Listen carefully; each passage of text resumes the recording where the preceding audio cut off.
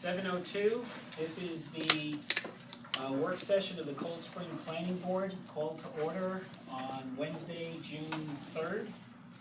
All right, we're going to first, June 4th? Mm-hmm. Fine.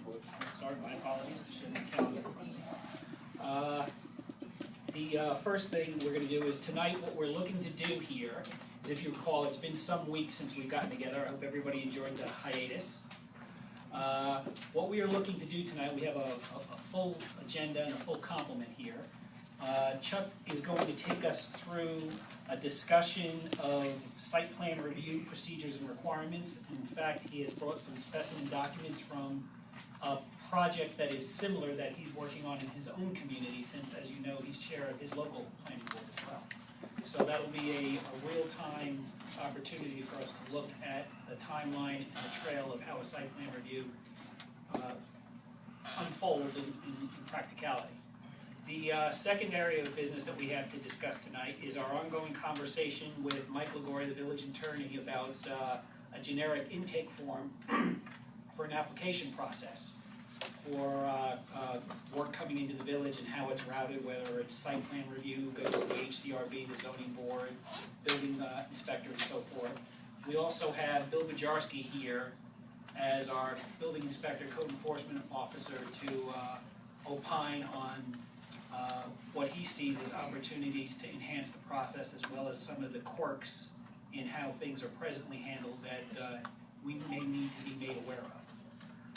With that being said, since we do have Mike and Bill here, I'd like to take things out of order a little bit and have them come first. And then we'll go into Chuck's more extensive review of site plan review and procedures, because this way we're not going to be keeping Bill and Mike here any longer than we absolutely need to have here this evening. The first item on the agenda, that would conclude the chairman's remarks. The second item is the approval of minutes. Since we didn't have a meeting, and our minutes that were posted from March, there are no minutes to approve, so we will then proceed directly to unfinished business, which is discussion with the village attorney and the building inspector regarding the village's application review and intake process. Ann? Can I ask a question about the minutes procedure? Certainly. I know that what we did this time is totally legal, but it disturbs me not to approve minutes. I mean, I've seen in other boards, you could have very misleading minutes posted if they hadn't gone through an approval process. Now, building on what was done last time, exactly, set a time, which you did, no comments came, and therefore you posted. That's fine by me if we agree that that's the procedure. If there are comments, then people have X amount of time, whatever they want to say, to comment on the comments, but so that there is review before they get posted. Absolutely. And if you look at the email trail from the last set of minutes, we had 7 days to post. I understand you did. I'm just trying to confirm this as a procedure. What we will also do as a procedure is that you and I need to meet with Linda, because I do want to come out with that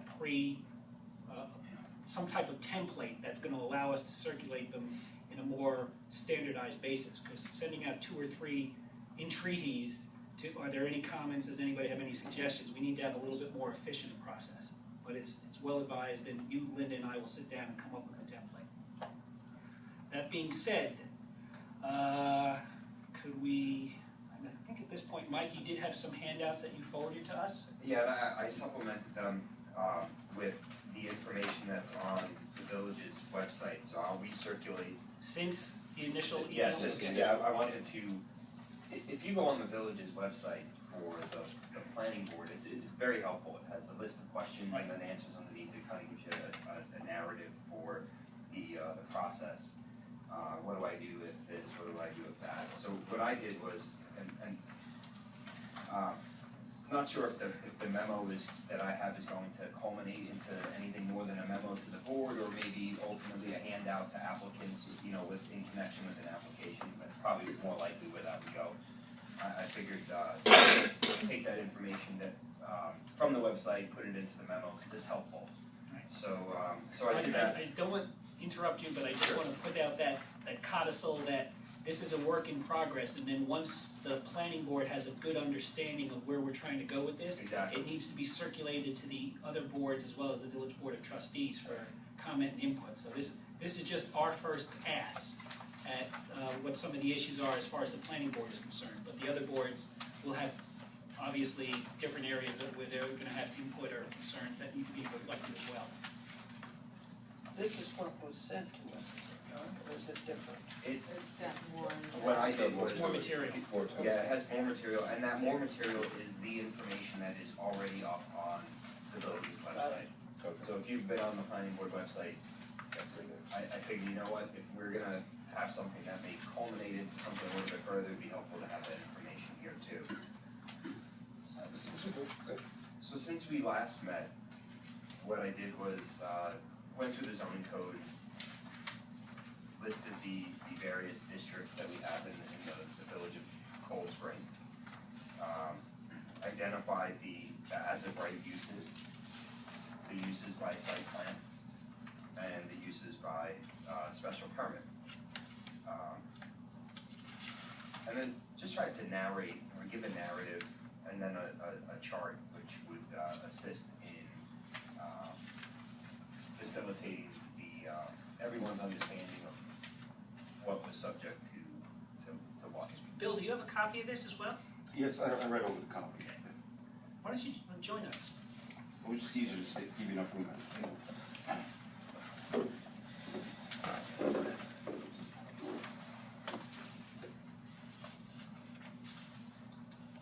So there's definitely some interesting nuances about the code in Cold Spring that I'm sure you guys have encountered. But we'll take it through the flow chart, which I think will be helpful with the acknowledgement that everything starts with the building permit being applied for in the building department, and that's what the code calls for. So if you have an as of right use. So for instance, you own a vacant piece of land, zoned residential.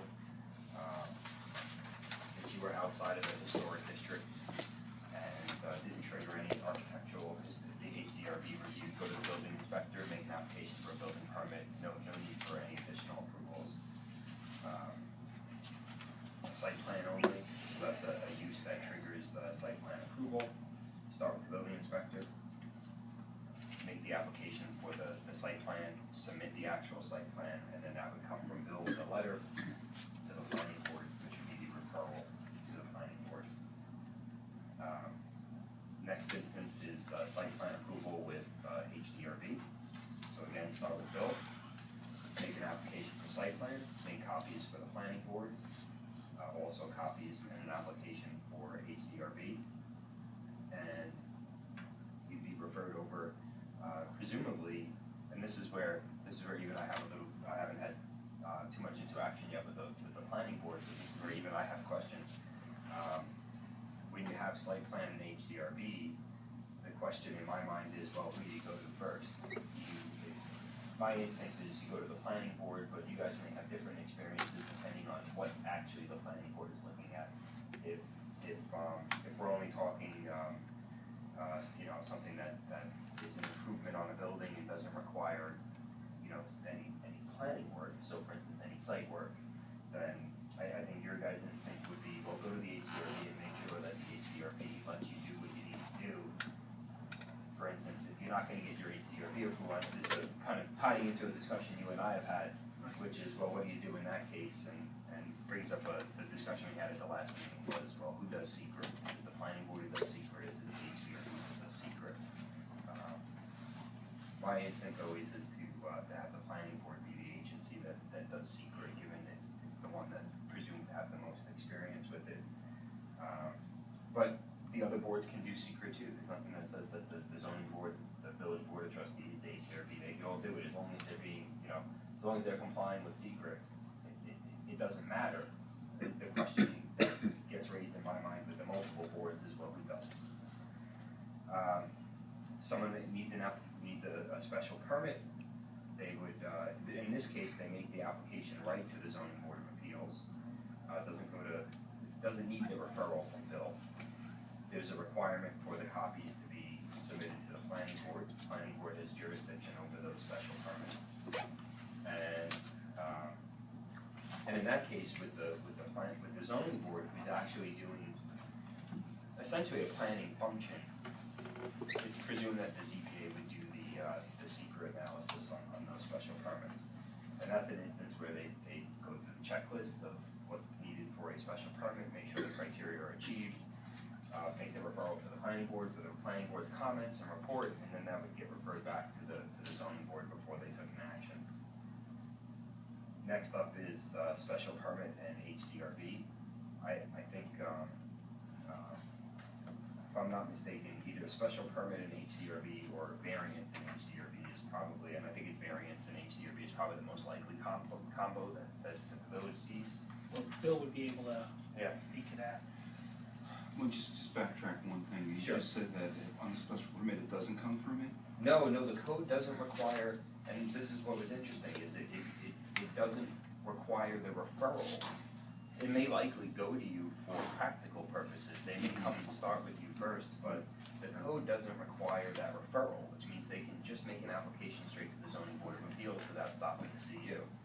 That's different than an area variance, where an area variance, so everyone knows, variances in general, the zoning board doesn't have jurisdiction over an action until there's a first action by the building inspector, which is a denial.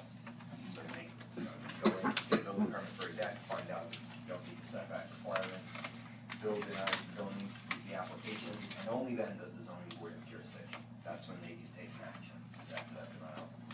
So there's just kind of an interesting nuance between ZBA special permit and site plan, in that site plan requires the referral, a special permit doesn't.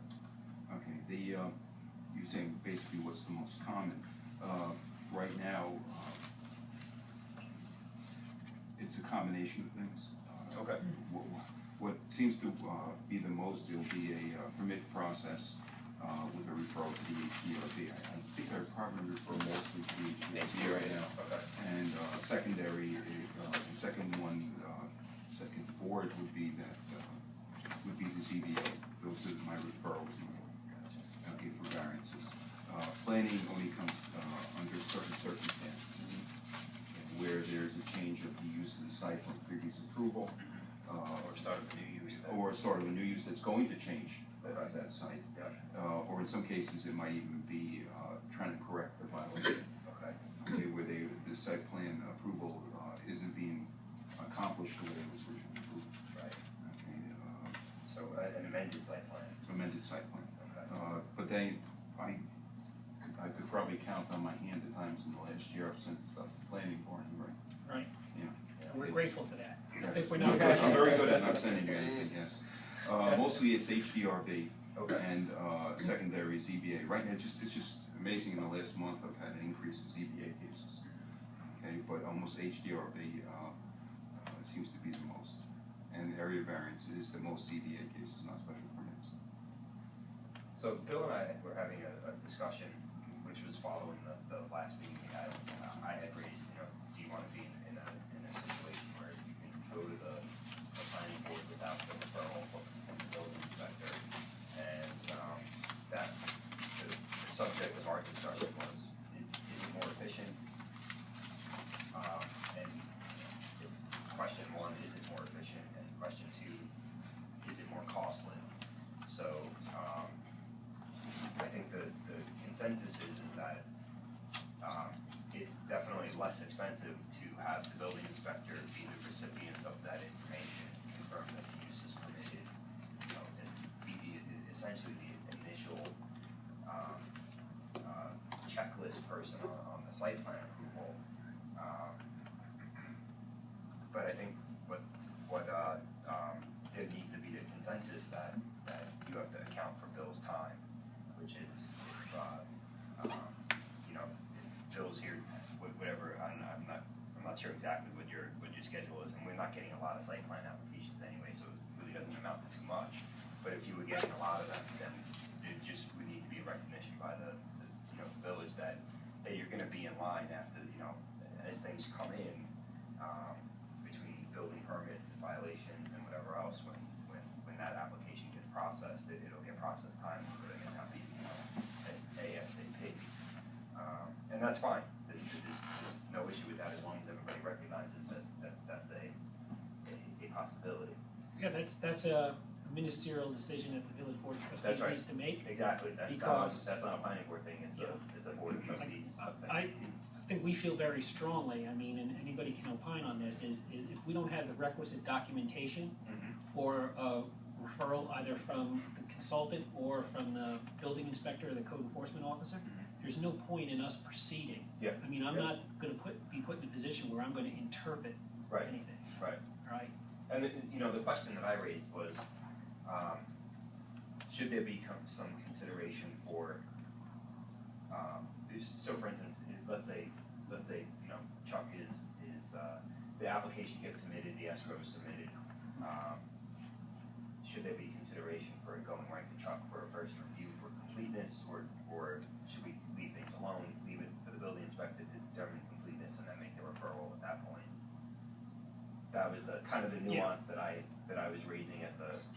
And I think we didn't have the benefit of having everybody here. No, we didn't, and we didn't have Chuck, and we didn't have Bill, so. And I think, Chuck, feel free to jump in terms of what you think in terms of best practices or how it should be handled. Yeah, just listening to the conversation, what a lot of communities will do, if you don't have a full-time code enforcement officer or a full-time planner, the way we've typically seen it done and the way we've set it up with most communities, and you can do it a lot of different ways, but the most efficient way that we found, from a record-keeping standpoint, from a logistical standpoint, and from kind of an organizational standpoint, is to have one source or one point of contact in the community where all the applications come in, whether they're special use permits, variances, site plan reviews. You have that gatekeeper who basically collects that information, assesses it, and then kind of channels it out to wherever it needs to go. Now, some communities use a code enforcement officer or a building inspector to do that, and they have kind of a procedure set up. Some hire a consultant to act in that capacity and do that. We've done that with many communities. In my community, we have 2 building inspectors, one full-time, one part-time. Everything, no matter if it's a dog permit or whatever it is, goes into our building department. From there, Jeremy disseminates it out to the appropriate boards. If it needs, a secret determination, initial determination, he makes that determination and then gives it to the boards for affirmation and further investigation. If it's a big use variance or area variance, ZBA. But that one point of contact seems to work very well because it's a great source, as you were saying, Marty, it's a great source of collecting that information and organizing that information that you'll need. And it's also a great source for the public. If they need to ask somebody for something, or they need to see something, they know right where to go. They go to the building department. Yep. And they have the files there, they have everything. So it's that gatekeeper function that we find very efficient. But you can do it, you can really do it any way you want. There's no set. Yeah. There's no set law in town or village law that says you have to do it this way. Are we having any problems as a result of having ZBA direct and all the rest to Bill? Actually, I don't think anything goes ZBA direct. Well, I'm sorry, They don't, they usually come, I mean, it may be that way, but it Yeah, really basically okay. comes through my office. Concerns we had with part-time hours that you did have, and actually we did focus on having things start with you as a file. So it was the main file that began with, and then it was dispersed. And if you don't have a ton of site plan applications, some communities get, 5 or 10, a week that we deal with. Others get, 5 or 10 a year. If the volume issue isn't there, then, it makes sense, if it's still a part-time position, to have that duty and that function there. It doesn't seem to put an undue burden, but again, that's a decision for the village board, Right. you're comfortable with that. But from a logistical standpoint, it makes things easier if you have one source, looks at all that, and then kind of disseminates that out. In the past, usually referrals, unless there's an unusual amount, is not a problem. Okay, referrals to the planning, zoning, or historical has not been a problem. It's usually the paperwork afterward that slows down, just in my office, just because of volume. But getting it out there 9 or 10 times once the person, and probably the biggest problem is, it's the same thing in any community, is getting all the right paperwork. The problem is people come in with a sketch on a piece of scrap paper The and completeness end of it, that's the end of it. Yeah. I can tell you from, I was subbing for a little bit over in Putt Valley, and they did use a consultant form. Everything did still come through the building department, but they were sending it out to the planning and the engineering consultant. So one problem they had over there was that it was getting too expensive. I'm sure, Yeah, and what they did is they backed off that and they dumped it all back, and they're only brought in when there's a need specific, whether it be engineering or planning, or the board would call in the engineer or the planner, based upon their needs. Okay, so here, I don't really see that going that way. I mean, I'll go with whatever it is. I mean, I'm not necessarily looking for more work, okay? But I gotta do what I gotta do to keep it going. And the one thing is continuity. Okay, continuity, I think that's a conversation I had probably with just about everybody in the village. And one of the problems is keeping track of what goes to the boards and what comes out of the boards. And that's a conversation you and I had recently, and finding out what I've gotten from the boards, because a lot of times people say, okay, I have my the best one's the HDRB approval, and 2 weeks later, the project's done already, and they haven't come back in and given us all the required prerequisite information for contractors and insurances and everything else, and the project's done. Okay, and in the meantime, the village, of course, there's an exposure at that point. So, would it come through one source, funneling it in, and then funneling it back out again? One source is the best method. Okay, the ability to answer it. The other thing too is the volume right now happens to be higher than normal, so it may take a little bit longer. But what happens when the project starts? You know, there's only so much rain and so much going on in a 1 square mile village. Okay, when it starts drying up, I don't want to overmake it, overcomplicate the process either. Well, and the other thing to consider too is you're the enforcement officer for the village. I'm every You have the legal authority, to take action, under the Articles of Incorporation of the village to, enforce the code. The planning board can't enforce the code, the zoning board can't enforce the code, it's you, and that's your responsibility. And part of that responsibility is the dissemination of the applications, the forms, all that kind of stuff. So, And actually, my process is minimal in regard to beyond a letter of referral that I send to the different boards, and we've refined a little bit. Marty and I have spoken. The other boards, they're getting actually line and verse of what section of code they have to address. that's good. Okay, which I in the past I was negligent in not getting it in there. I'll use that word. Okay, but we've refined it a little better, and but still, it's only a piece of paper that says it's going to the planning board. Okay, after that, the paperwork for the application, which there isn't any right now, right? There isn't any application for planning. No, we just have a draft. Yeah. But the application for the ZBA and the HDRB all go through the village clerk, and the fees are paid to them, and the compliance is with everything is filed downstairs. It doesn't come through me. So it goes to the clerk and then comes to you? It doesn't come here to me at all. No, it goes to the board, and then it's handled by the board secretary or board member. Mayor would distribute that out to the zoning board. Now, if that's not the way they want to do it, that's another consideration. So when do you find out in the process, when are you apprised of that? What happened? Yeah, So you need, for area use variances, you need to make a determination before that can get referred. Well, that's with the referral. Okay. The referral actually says that if it's a 10-foot setback, they're only showing 5.2. So then, If it's coverage, this one's covered 20%, you're covering 22%. We point that out for the ZBA. For the HDRB, it's just a blanket. they're in violation. They're in the historic zone. Take a look at what they're submitting. Okay, in the planning, which we haven't had a lot of experience with, it'll be that it has to come to the planning board because of this section of the code.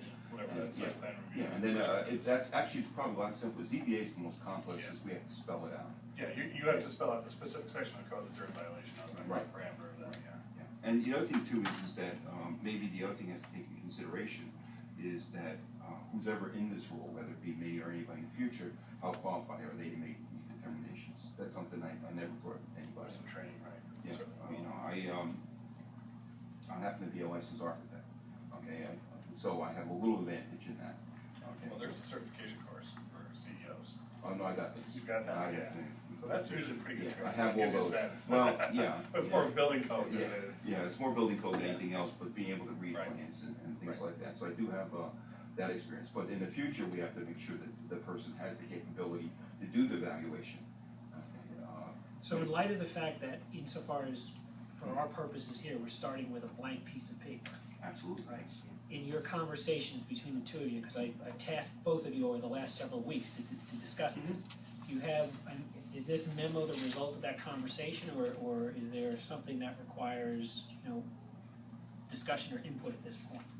Or do you want to take us through it, or, I mean, I'll tell you, Lauren, there's not really a terrible amount okay, to discuss, good, so. I like that. Yeah, that's really the point. What's,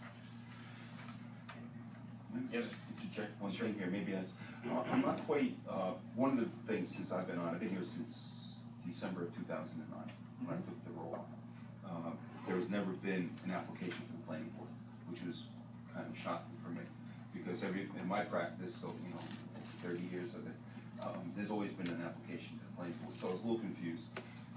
Over the years, you brought it with this board to the table that we need an application, and I agree. The question is that there's a couple different ways I've seen it done. One of the ways is to have a blanket application that is basically checked off ZBA, checked off planning, checked off HDRB. Okay, or they each have their own application. I believe this is their own application. this is I this is proposed a plan. which Okay. could be made generic if we need to. We can certainly do that. And I've never seen a board application merge with a building permit. That's another thing. That's Right. unusual because. Oh, yeah, no, because that's they're really really two separate. different worlds. Yes, exactly. Okay, but that's just some thoughts I threw out. But yeah. Meaning, just to clarify, meaning that if someone needs site plan approval to have to make a building permit application is unusual, No, or? that application would have to, the building permit application is part of it. I see, Oh, yeah, it's okay. too, yeah. It's too many overlaps. Yeah, okay. Yeah, I okay. have a question. Say you go to HDRB and you get a certificate of what appropriateness or whatever it is. Where does it go? Goes to Mary? Does it go to the village clerk? Or it comes back to you? All the above. All of the above. Is there one repository for all this stuff that's coming with a check sheet, like a checklist on the surface of it that goes with this document so that you know that you've got the certificate of appropriateness and whatever variation you need from this, that, and the other thing? Is there something we can do so it's easy to track? In the past, for example, not having a lot of paperwork come from planning, but from the HDRB and the ZBA, what there is there's a resolution from the ZBA with the supporting information, okay, and there's a certificate of appropriateness, almost like a building permit, from the HDRB with the supporting information. Right. And a copy comes to me, a copy is retained by the relative board. Okay, Linda, you're the expert on this one, and what do you call it? And a copy goes to the applicant. Yeah. Okay, and I assume the copy retained for the village is also the copy that basically is used by the clerk's office and everybody else as the village record, aside from my own. Yeah, it gets put in the file. The thing with that is that many times I get let's say the COA, and like I said, people just go ahead with it. But it is at least a tickler for me to look Well, at. how can they go ahead with it if you need a permit? Well, they just don't get a permit. They don't They get a think permit. they're done. You don't get the permit. But they're told, they are Yeah, told, Oh, well, that's fine. they are told by Yeah, the board sure, that they right, are right, to right. wait for It's- approval from the building inspector. But, that would be the thing that, and then you see something going up on, X Street? Do you go and tell them you stop? Absolutely. Okay, and you'll make them stop if they don't want to. I'll tell you right now, I've had very few people discontinue. In Okay, fact, I can't recall anybody just basically told me where to go. People know the process. So if along those lines where you're suggesting that you're the, for lack of a better term or more precise term, the gatekeeper in this process, would it, and again, in light of what Karin's question was, would it be more efficient for after the certificate of appropriateness is approved and issued, that if it was sent back to you and then the applicant or the person knows that he has to come back to the building inspector to collect the certificate, and if there are any additional requirements, i.e. the building permit or any conditions or whatever that you would need to be apprised of, and then you would apprise them of, or Is that a is that a hardship for you? It's not a hardship for me. okay? It might be, the applicant or the citizens might consider it a hardship again because of the limited amount of hours, that I'm here in the building. That might be considered a hardship. One of the things they do, and I know that I've been at meetings of the other boards, and they very specifically say they have to go back to the, is that true, Linda? They have to go back to the building inspector and complete whatever they need to complete. Okay, people. Or that you're just copied on the documentation, so you know that, Yeah, now that's there's, only- now there's a C of A floating out there and there's additional requirements that need to be met. That's, yes, the both answers. The best way would be for it to come back and you have to collect it from me. Okay, that would be the best way. The availability of that is a question of how we can administer that. Okay. Okay, the other one is I don't know how to reiterate at the board meetings to get the people to understand that if they just go ahead on their own, that they're subject to repercussions, whatever it might be. It might be a stop work, it may be a fine. Okay, by the way, I've been here for almost 5 years now, never issued a fine.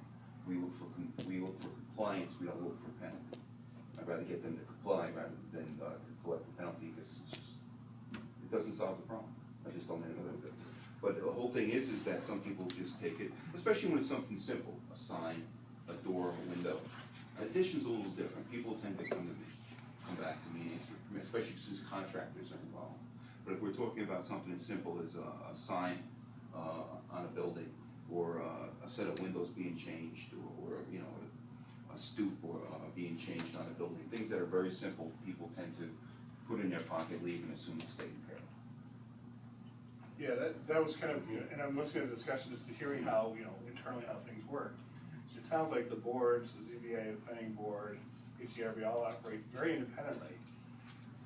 And one of the things we find in a lot of communities when you have multiple boards like that is that you do have that one administrator, which, in most cases tends to be the code enforcement officer, or the building Or the inspector. secretary. The secretary. That's usually, my experience has been, it's been Yeah. most governments Secretary. had secretaries that were separate to each board, Mhm. and then over the past few years have consolidated those to one secretary to all the boards. Yeah, that's where I was going, Who's is the that, checklist person. yeah, our Right. code enforcement officer goes to every zoning board meeting and every planning board meeting, and literally shepherds the applications through the process, and then is the central person who, really they all come back to, so that there's that one administrator, if you will, who keeps track of all these processes, so that if you need a variance, and you need HDRB, and you need site plan review, which could happen on a project, Yeah. you have that one person saying, all right, well, we're gonna go to ZBA for the variance first, we're gonna go to HDRB, for compliance, then we're going to the planning board. That one administrator for the village, whoever it is, shepherds that process through, and that's really kind of the traditional role of like a village planner. Right. So it follows all that. Yeah, just the one thing is that I do not attend board. But that's, I was gonna say, it doesn't sound like you go to the meetings. No, So I'm not. people don't recognize you as being, at a meeting, I'll say to my, an applicant comes up and we give them approval for something, I say, well, now, your next step, you've got our approval, you gotta go see Jeremy in the building department tomorrow. They'll write up the certificate of appropriateness or the permit, or our decision. They'll have that, then you gotta go to the zoning board, you need to meet with this person, so there's that person who literally walks the application through the multiple levels of review. It's very efficient, once you get going, versus having one secretary, maybe sending something to the other secretary, maybe sending something to the third secretary. One set of hands. It's a little bit disjointed that way, we've seen, but, it's not uncommon. We see that in small communities. Most municipalities over the years have been in the field, Yeah. is the building inspector is the ex officio member of each board. Yeah, exactly. But we don't have that right now, and I don't know if we have capability to do that, because it would involve a lot of time and a lot of investment. It does, and your volume really isn't that. The volume doesn't justify it, but clearly we need somewhere between that and what we have now, which is Right. nothing. Right. We need No some, coordination. we need some kind of, at least as Karn alluded to, so 2 or 3 years you go back and you can pull a file, look at a cover sheet and see what was done and what is supposed to be in the file. Yeah, you know where that file is. All the zoning board files and the planning board files are all in one location. They're not, with the planning board chairman or the zoning board chairman or the clerk. I think we have that pretty much now. I Set mean, up. everything's here, it's in one location. I think they're. Yeah, so at least you have that central location. Yeah. Right, I wanted to pick up on, Karen was pointing to what you call the cover sheet. That, it seems to me, we need to have developed, and the applicant could see that and know exactly where they, yeah. Which would have been. See, There's And we many have to examples. date it as we go along. Oh, yeah, there's a lot of examples out there.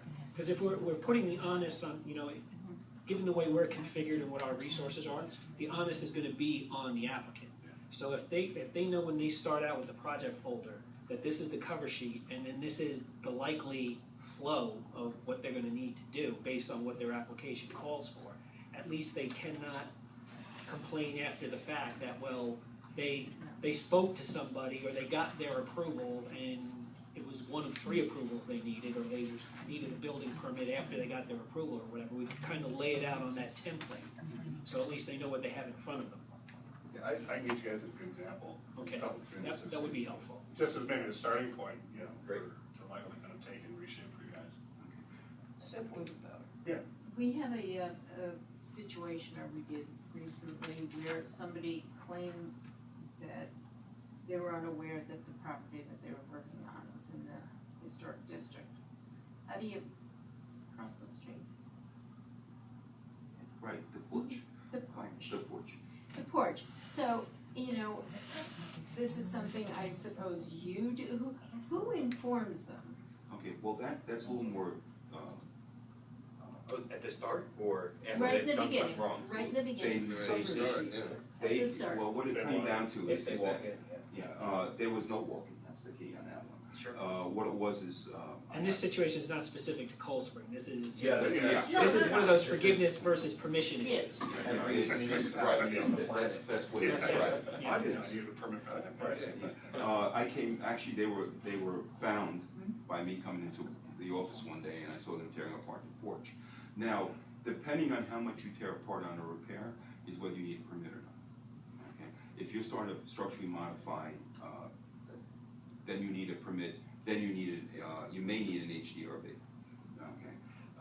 So when I caught them, they said, well, we're just tearing it apart. And I said, but and then I said, well, what are you putting down for the deck? And he started talking that they're putting composite in. Okay, everything stopped at that point. That was because we caught them. If this started on say a Saturday morning when I wasn't here for this, of course I'm here for other reasons, they could have went and changed that whole porch without me ever catching them doing it, and they would not have done it. I did catch another one up on Parsonage where they tore the whole porch off and then they put it back in. Okay, but they were replacing in kind, literally. Okay, Okay. yeah.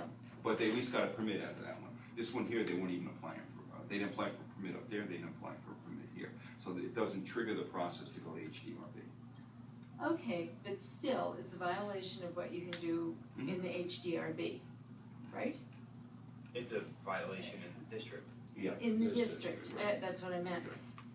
And so, we had an example down at the river. You know, who Catches says, yeah, or when notified, who goes and says, you, It's code enforcement, yeah. CEO. What happens is that unless they're caught, it's the old, better to ask forgiveness than permission. Okay, they do it and then they play, you know, they basically play dumb. Okay, so what They still happens should is, have to come in for a permit, even if they replace it. well, if yeah, they- but I mean, Well, I'm saying rectify, if they're using the wrong materials. Ignorance is no substitute for law. right, but just to take it a little bit further, what it is the contractor and a lot of homeowners think, okay, I'm going in, I'm gonna replace the porch decking. They take out half, they find out the other half, now it's all the decking. Now they find out the bottom of the post has wood rot in it, and or the top beam has carpet bees have been working on it. So all of a sudden, something that was a couple of boards becomes almost a whole porch replacement. Okay. And can all be done with inappropriate materials for the historic district. Absolutely, and to begin with, it's being done contrary to code because they're now changing the structural integrity of that porch. Okay, there's no control as to what they're putting back. Okay, is it not only material-wise but structurally and building code-wise? Okay, there are codes for railings now. Okay, they can match, they could replace in kind, but now the gap between the railings has to be different than it was in 1800. Okay, the problem is now we're invoking building code to a certain degree. Okay, and there is a little gray area in the building code for historic sites as to a certain discretion that I can make. You know, let's say if it comes in, that's supposed to be less than 4 inches between the balusters. okay, they have 4 inches set. Okay, I can make that discretion, okay, because it's a historic district. But the problem is if it never gets to me, it doesn't get caught unless somebody complains. And the HDRB is very diligent about keeping an eye on what goes on in town. I get notes on, emails on a daily basis as to this is going on, is this a problem? If this is a problem, you know, they'll talk about something else. Same thing with zoning. You know, somebody will go and put up a shed. So it's not Really? that word, it's a full letter Don't word. say I got shed. it. Something else. But they put up a shed. How about a fence, No. a fence, They just say fence. they put up an accessory building, okay, on the property. How's that? They go to Home Depot, they buy an accessory building, it's either a kid or somebody puts it up, and they don't look at it, okay, until somebody basically turns them in. I don't know what happened unless I'm driving by. Right. Okay. And what really happens is that with the other boards noticing things is when you really become attuned to what's in the code, it's almost unavoidable. You see something and you say, oh, you know, now you know that needs a variance. You know, how's this happening? But if you're, you know, Joe Blow and you're just walking down the street, you've never looked at our code, and someone's doing some work, and you've never, let's say, walked into the building department, ever pulled a permit, many people wouldn't even know to think there could be something wrong. But once you roll up your sleeves, I mean, you guys on the planning board, you know what your jurisdiction is, and if you see something going on and it didn't come before the planning board, you're gonna say to yourself, oh, And we that didn't see is. that, you know? That's why I try and avoid Food Town. Okay, what do you call it, just going back, the boards are very attuned to their relative areas of responsibility. HDRB is very attuned. Somebody from zoning, which I don't get frequently, but once in a while I'll get a comment that somebody's doing this, is that legitimate? You know, and planning, I really haven't done anything except for what you just mentioned. Okay, and, Well, we tend to be the one-shot type of thing, if it's a site plan and. yeah, I mean, it is. And so what happened was pointed out to me, I go out there and I deal with it. You know, as in the one thing we spoke about, that's been corrected. Now we just got to get the people to not park in the travel lanes. Okay. You know, in HDRB, we go out there and we try to see, like the porch. I caught that before the members did, but they've caught other stuff. Okay, zoning, like I said, it's pretty infrequent, but you know, they have a accessory building. Okay, they put one up, you know, looks like a Sears or it looks like a HDR, you know, Home Depot, and it looks like it's pretty close to the property line. Is there even a permit for it? No. Okay, those are where it is, you know, where my checks and balances are. But not to belabor that. The one thing, by the way, we started to go on, just to take it off to the side before I forget, is that when I issue referrals, and if it's unknown reason where it goes to all boards, it goes to all boards, and I don't sort out who it goes to first. That's up to the boards to decide what's the best way to do it. Actually, it should, Yeah. to me, that's where we run into, where we have an issue, okay? Because it's the unrepresented applicant who's the victim of that, okay?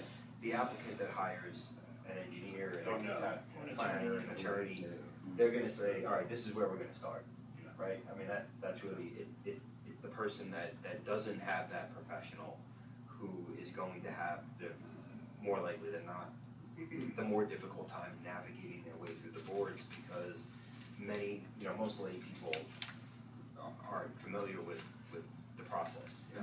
What's better? Who do I start with? I need a variance, I need HDRB. Who should I go to first? I can't do it if I don't have a variance. If I don't know what the design is, then I don't know what variance I need. And that's something I don't know if we can tell someone. We can tell people, we collectively, if the boards wanted to create a process to go through that you should do this in this order, we can do that. There's nothing that says we can't do it. Well, I think to Bill's point earlier on, most of the interaction occurs between the ZBA and the HDRB. Right. So Right. It's not to the not degree us. to the degree that we can design something that we have a tracking or an intake application, whether it's the cover sheet that Chuck is talking about or whatever, I don't see any point or value in upsetting that working relationship. Yeah, I'd no, rather that's keep the not- planning board right, out of it sure. unless it's something specifically and clearly Right. like a site plan review. Yeah, exactly. Yeah, it's been our experience, in a lot of communities, again, like we were saying before, was that at one point of contact, there's also that person who is the router. Right. The person says, you know, applicant comes in and says, I really don't know if I need a use variance or an area variance or this. You know, whoever's charged with that, the code enforcement officer, say, in most cases says, looks at the application, says, well, you need a variance because of this, you need site plan review because of this. And depending on how you set up your process, you know, you can run those things concurrently. Obviously, the variance has to happen first before site plan can be finalized. But you can set up those processes, but it's that one person who, again, is the director and says, you know, here's the places where you need to start, and here's where you need to go, and here's where you need to finish up. If you leave it to the applicants, they're gonna, it's massive confusion, because most folks just don't know boards or processes.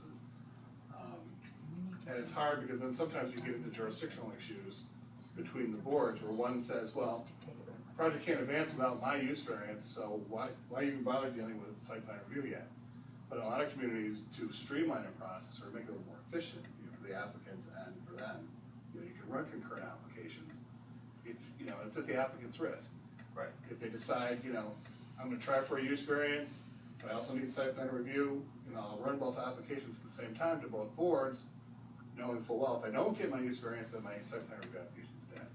You know, you can set up those processes to kind of move things forward, but it depends on whatever you're comfortable with, but again, it goes back to having that gatekeeper concept where, you know, whoever it is, it's that one point, you know, source point where somebody comes into the village and says, here's my project, how do I get it through your approval process? You know, you need somebody who can basically tell them how to do it. See, and it's been my experience that when an application rises through the threshold of requiring site plan review, because of the time and expense involved in the site plan review, I would personally prefer, and I've seen it work a lot smoother, if there are other boards that require, you know, review, whether it's an HDRB or a zoning variance or whatever, it's usually much more efficient if those boards, you know, fulfill their roles first.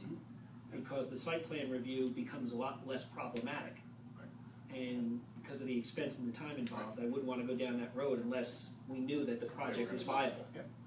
I think just following that up too is going by impact.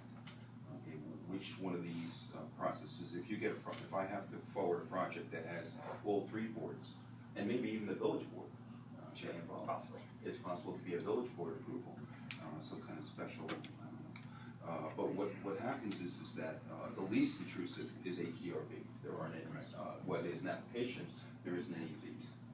Okay, and if they approve it or not, it doesn't matter, and not you know, belittle that portion of it. They're purely there for the, which would be almost like an ARB in the other community. They're there for the aesthetics and the compliance.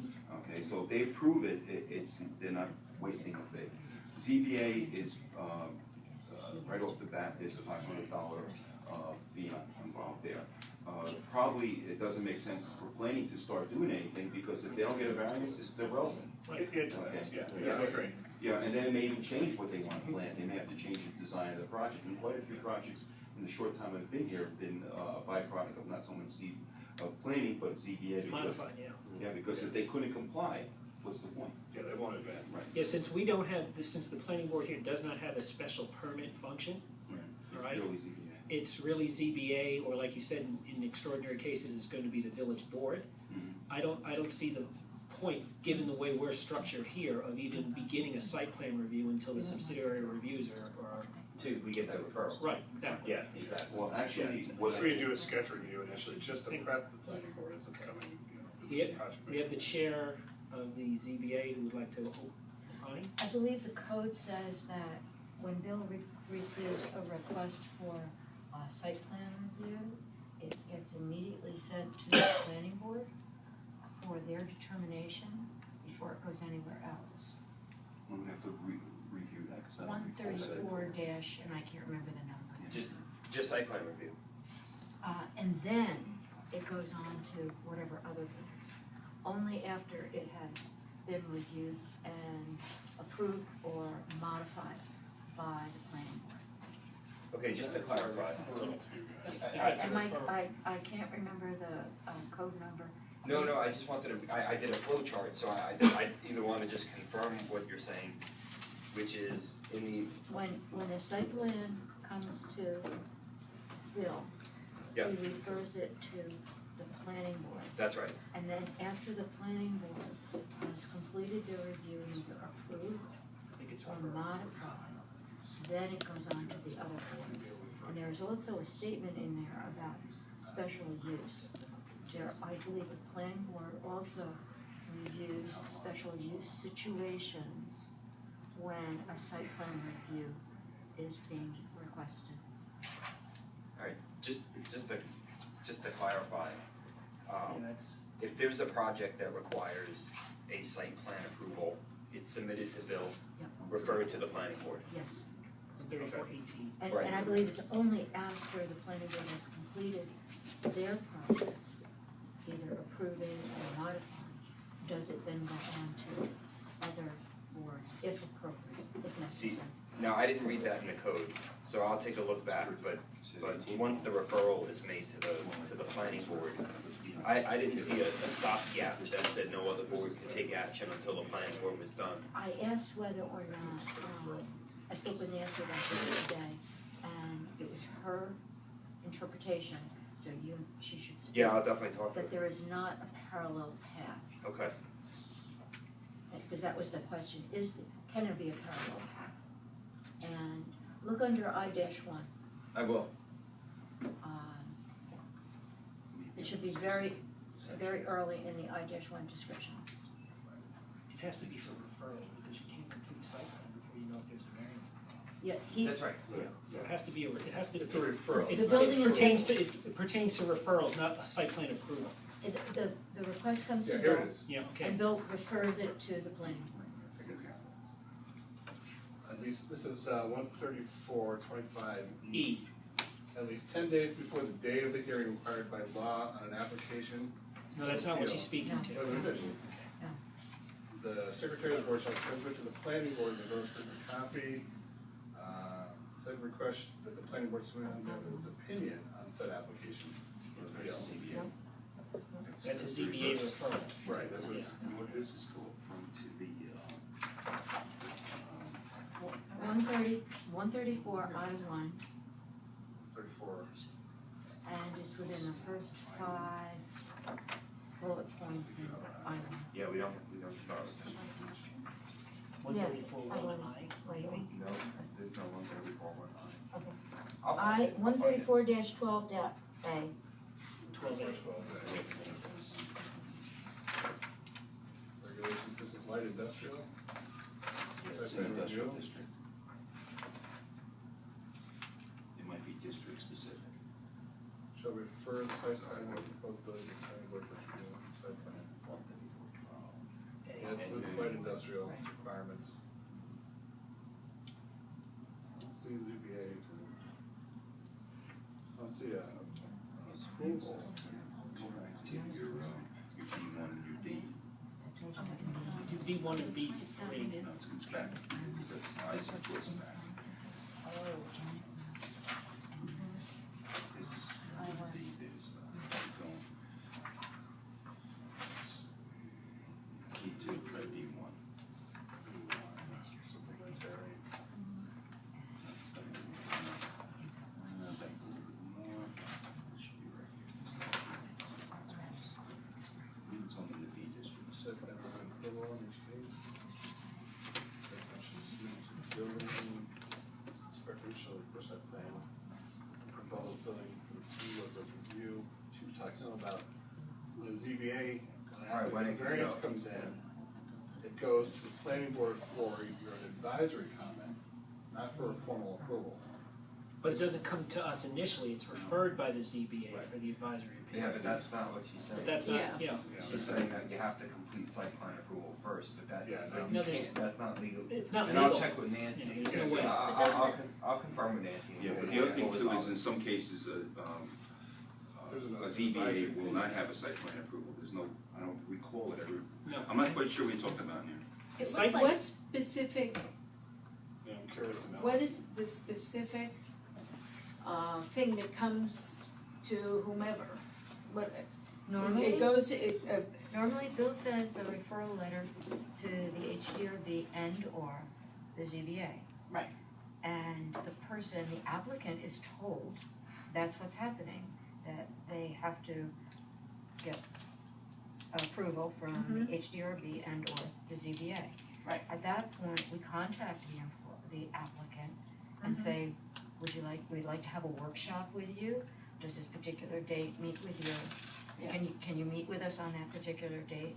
And normally we're saying, we've got them that night, you've got them that night. And they come with very different, they should have different expectations. HDRB is primarily aesthetics and building materials. ZBA is all setbacks. Yes, we look at footprints, we're interested in footprints. And I would say now, as opposed to times previously, the ZBA and the HDRB are working much more cooperatively than they had done. You know, I'm the vice chair, I'm in the village, Marie and I talk very frequently when we have applications before us both, so that we know what the order of events is. The challenge is, ideally, there is a single path, and whoever the point of contact is directs someone down the path. Sometimes it makes sense for someone to come to the HDRB first. Sometimes it makes sense for them to go to the HDRB. It is not always the case that ZBA should always happen first, or HDRB should always happen first. In some cases, with the particulars of an application, it makes sense to either meet concurrently or to choose a particular board. So, right. I don't know that you can always dictate a single path, and there needs to be that flexibility. I think it was Chuck who said clearly, and I think hit the nail right on the head, that this works well with folks who either have previous development experience and know how to work their way through, or have someone advising them, an architect or an engineer. It is more challenging, and we had an application last year where it was a first-time homeowner putting on an addition. It was a very complex addition with lots of variances required, and a massive addition within the National Historic District. That was complex. That person required multiple times before both boards. However, the two boards worked very cooperatively, both meeting with the applicant jointly and meeting with the applicant in the same night concurrently, so that they weren't wasting time going back and forth month after month after month. When those cases happen, our boards, as they are currently configured, try to be very flexible and work with the applicant to ensure that we're not bouncing them around hopelessly. That has happened in the past, there is no question. But I think that we are coming to a place as a village, there are certainly improvements that need to be made, checklists, all of these things, there are always improvements to be made, but I think that we're getting better at it, and we can find ways to keep getting better. Right. Well, I was curious as to, Marie, you mentioned something about something in the code saying these things have to come to, some things have to come to planning. Site plan review for I-1. In the But they, Industrial one, that's also village law in New York State, Okay, where we so have to it's opine, there's, for I-1. For I-1. Only for I-1. It's the only one I Two looked at. parcels, Okay. or 4 parcels. Okay, as long as we know. I When it can't say comes that to it's, us. that it's not elsewhere in the code, but, it's unique to I-1. okay? Okay. Which impacts 4 parcels total in the Right, village. so it's not, Well, one thing to keep in mind with this is that,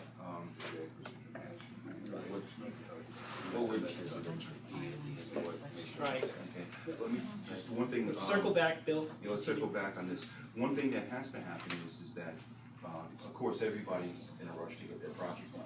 So what happens is that when they come in, we will make a referral to both boards, both historic and zoning, and which I've done in the last week, actually.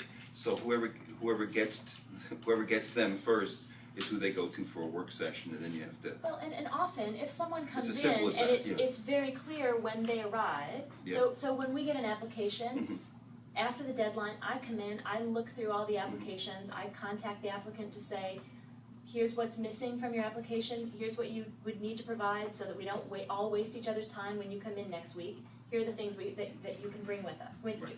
If when someone arrives, it is very obvious that the amount of variances that they need are so great, or the question raised by the variances is so great that it makes no sense for us to review it before zoning, we will say to the person, don't spend any more time with us, go to the ZBA, get these questions answered and come back. I mean, I think the reality that we need to keep in mind is that that all of us, all of our boards are trying very hard to serve the public and serve the public well, so we can improve. There are definitely ways to improve, but it's not as if people are being maltreated right now. We're not in any way, shape, or form suggesting that. What we're saying here is presently the planning board does not have an intake process, and that's what this effort is about. And simply given the nature of what the planning board does as a planning board, and particularly the idiosyncrasies of this village, in terms of workflow, it probably doesn't make sense for us to be involved in the process until your respective boards have completed your functions. And there There is a hierarchy to that. Absolutely. And there is an interaction that normally occurs between those two boards. Correct. Because it's more frequent, number one. Right. And number two is, not only is it more frequent, but there's, once you're brought in as a planning board, the process becomes more complex. Yeah. Right. Okay?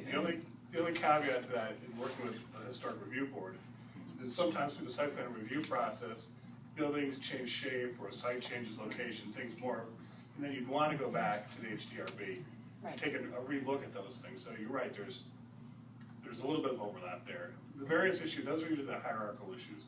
The project can't advance without a use variance or area variance, so it goes to the ZBA. Then it comes back to you guys, but you're right, when it doesn't need variances, you guys can act independently and do what you need to do.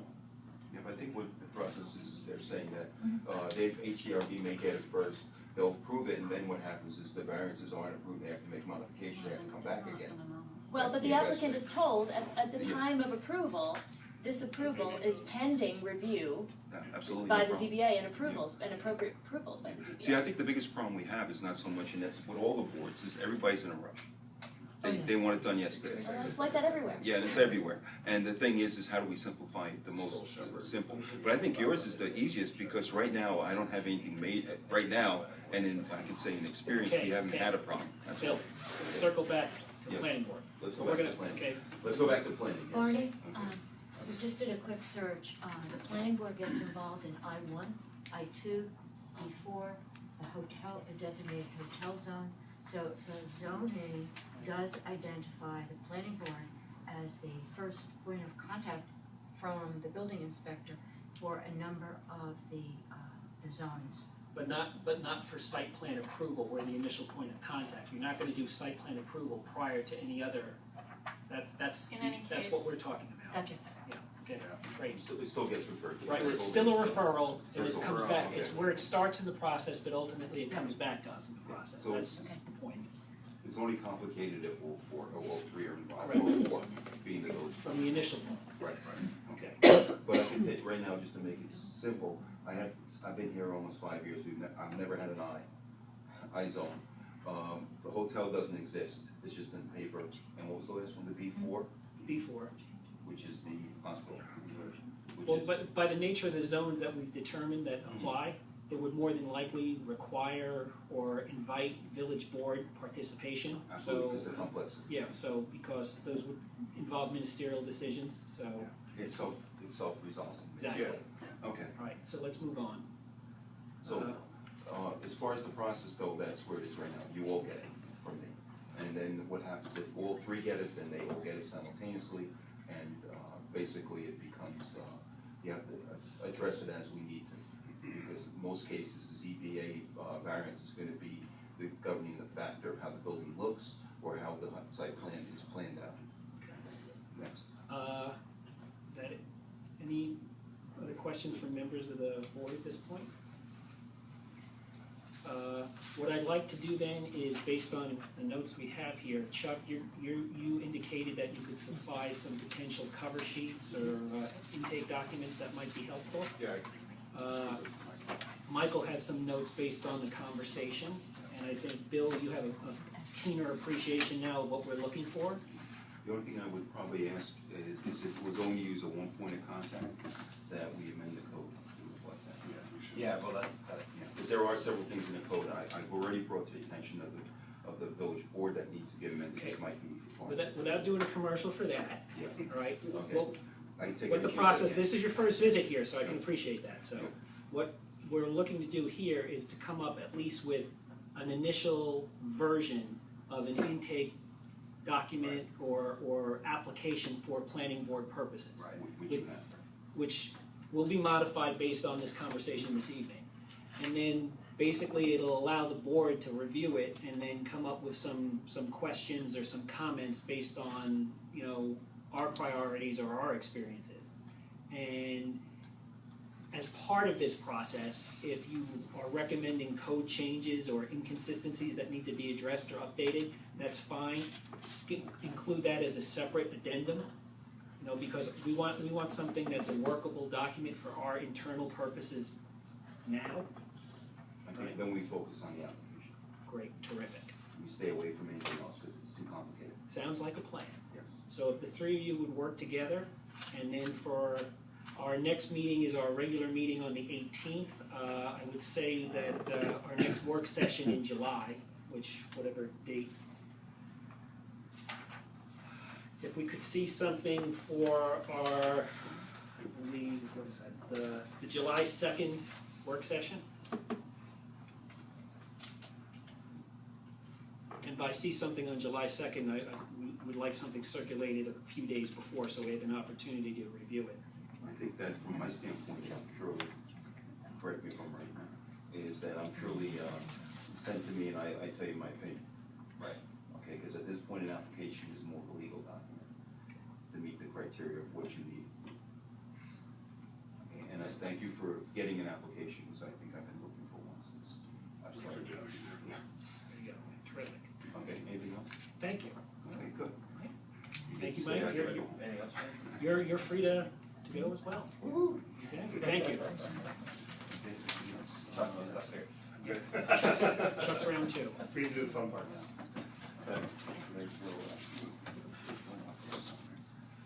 Mike, if you could, the current, this current memo you have, this represents all current village code. That's right. So if you'd send me a PDF of this, I'd like to post this on our website, Okay, okay? yeah, there's a few, Because it doesn't require, it's not really work product and it's all approved code yeah, as it is. yeah, no, this isn't, it's not intended to be, Right. you know, some sort of legal communication between us and the boards, it's not an opinion or anything like that. So we'll post it. There's just on that chart, I need to make some revisions, just to Okay. put things in order, just so I'm you just guys gonna, know. we're just gonna post the memo because the chart needs to be updated to reflect the input from tonight for the application, so let's Okay. work on it. Okay, Okay? yep, Thank you. alright, great. Have a good evening. You too. Thanks, Bill. Okay, we are now up to the second part of this evening, where Chuck is going to spend, what, about 40 minutes or so? I can talk fast, I can talk slow. We'll talk about this all night if we want. No. Even though we're all policy wonks, Bill and Mike use your time. So if you basically take us through an overview of the actual project. Yeah, I think, you know, in talking with Barney, and certainly working with you guys the last, several months, I get the sense that this board hasn't seen a real kind of heavy-duty site plan review application before. I don't think really the village has. Has there been many in the last couple of years? Not recently. I mean, you guys know what your duties and responsibilities are, so we're not gonna get into that, that's pretty clear. But what I wanted to do in talking with Barney is kind of give you a sense of what you could probably expect when Butterfield comes in. That size of an application, that type of a site plan application is pretty big and it's pretty complicated. And we all have looked through, the concept plans that they submitted and all that fun stuff. And I remember Arnie saying, yeah, but I want to see the meat and potatoes of this. Show me the engineering drawings and show me the designs. That's the stuff that you're going to start to see. So what I wanted to do is just kind of give you a sense of something, of an application that we had been working on for a community. This actually isn't in my town, but it's in one of the towns we represent. And give you a sense of the level of review and the type of things that we're going to be looking at when this thing hits. So I brought in some stuff. You guys ever seen this? This is something the New York Planning Federation kicked out a few years ago. You've probably seen these. We've had them at the conferences. It's a little primer that they give out to zoning board and planning boards. And I can get copies actually, because I'm a board member. Let's do that. It's a great little, kind of primer or checklist when you guys start looking at applications. And it talks about, and I'll just go through it quickly, checklist for site plan review, first thing, is the application complete? You have a complete application review, well, that's kind of what we're talking about tonight, for the first half. Right. Is what is your application process, what does your code requires, what they submit, who oversees that, who makes sure that that stuff's complete, because there's no sense reviewing an application if it's not complete. And town and village law require that you have a complete application before you begin your review process. So it's always important, and that's why I was very curious to hear what the intake process was for the village. Have you notified the county? There's a referral process that's required by the county, 239 referral, and I think you guys are familiar with that. Any large projects that are near a county facility or a state road or anything like that have to be referred to the county planning board for their comment. And they will comment once a month, and they will give you that advisory comment back. Do you need a public hearing? Most major site plan applications do. Most minor site plan applications don't. Depends on what your code says. If your code's silent on it, the board has the discretion to really kind of do what you want to do as you start looking for these things. The example of Butterfield, we're talking about a major site plan review. So public hearings are certainly required and advisable, knowing the history. And then there's the environmental review process. We've completed that for Butterfield, but for other projects, that may not have been done already. You may be looking at the SEMA process, the site plan review process, and whatever else might come in at you. And then certainly, as we've been discussing over the last 6 months as we were looking at the concept stuff and EIS for Butterfield, I'm just using it as an example, we're not talking about that project tonight. But we looked at all those different various aspects. We're looking at parking, how do you access the site, signage, architectural features, screening, landscaping, that whole kind of checklist of things that we saw. So those are the kinds of things that you'll expect to see, when that developer walks in the door. Now when they walk in the door, they're going to drop in some fun stuff on you guys. One of those things is using an engineer's report. I can pass this around. This is a relatively thin engineer's report for this project. And the project I'll describe for you, just to give some context, is a mixed-use project in the town of Colony. Town of Colony is the biggest town in New York State, population-wise, about 100,000 people now. They see major site plan review applications. We have 14 active applications right now for very large projects, but that's just a drop in the bucket for them. So they're very busy. And they have a dedicated planning staff, and they have a whole town engineer that they're set up. But these are the kinds of things that come in for these projects, and this is part of their code. This is part of their application requirements, their checklist. Here's the engineer's report for their water system that was required. And again, it's just some information to give you a sense of what you're going to see. This lovely document, which is relatively small, comparatively speaking, is their stormwater pollution prevention plan, the SWIP. We've all heard that acronym floating around. That's their SWIP. This is their SWIP. And this talks about how they're going to deal with stormwater on this site, and their engineering practices and all that fun stuff. That's in here. We'll slide that around, just so you get a sense. And then certainly, you're going to get a set of plans. And I had the girls in the office put this together. This was sanitary and also? That won't have sanitary. The engineer's report will have that. They don't have that, it's just stormwater. But what I want to do is show you this, because I don't know how many people have actually looked at a set of plans. And this is a good set of plans, that's why I brought it. It's a great example of the type of thing you might see. One of the things we do when we review stuff for a community, when we're charged as the town or village engineer, in reviewing plans, is we require a lot of detail. Obviously, we adhere to whatever the code is requiring. But when that engineer submits information, we're not looking for something on the back of a napkin. We're looking for some very detailed plans and such, because we need to know what they're proposing, how they're proposing it, and will it work? And without the information, we can't tell. So we're usually very strict about what we ask for. Typical set of plans.